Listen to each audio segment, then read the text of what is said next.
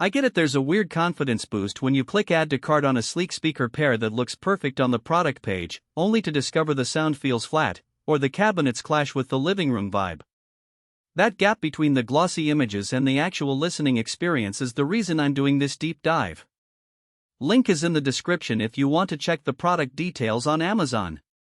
Today we're talking about the Polk Audio Reserve 600 floor-standing speakers in white, and I want to make sure you walk away with a clear idea of whether they're the right fit for your space.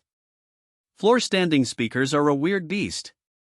On paper they promise immersive sound, but in a real apartment or a modestly sized living room they can easily become either a wall-hugging monolith or an underperformer that needs a massive amp to unlock its potential.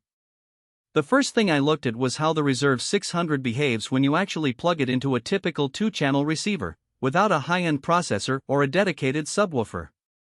That's the scenario most of us will end up in, so it's the most honest test of value. The most eye-catching thing about the Reserve 600 is its minimalist white cabinet. Most floor standers come in black or walnut, but Polk went for a sleek, low-profile design that sits almost like a piece of furniture rather than a piece of audio gear.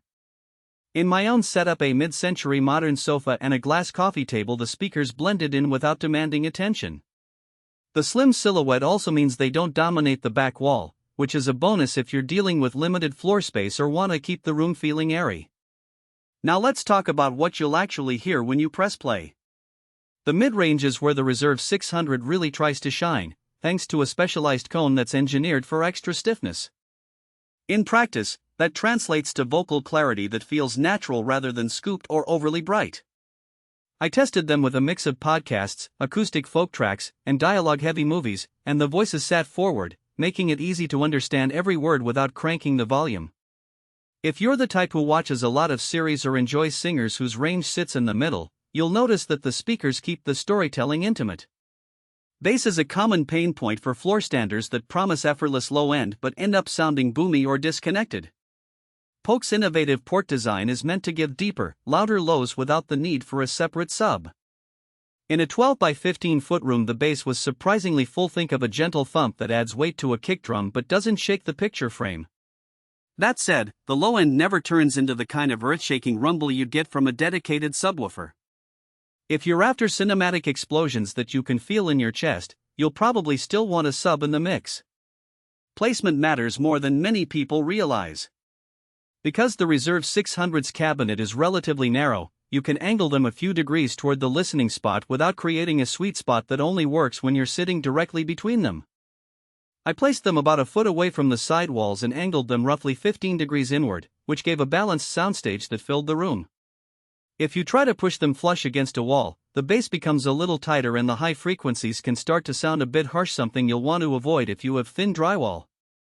So who should actually consider buying these? First, anyone with a medium-sized room, roughly 200,300 square feet, who wants a speaker that looks as good as it sounds.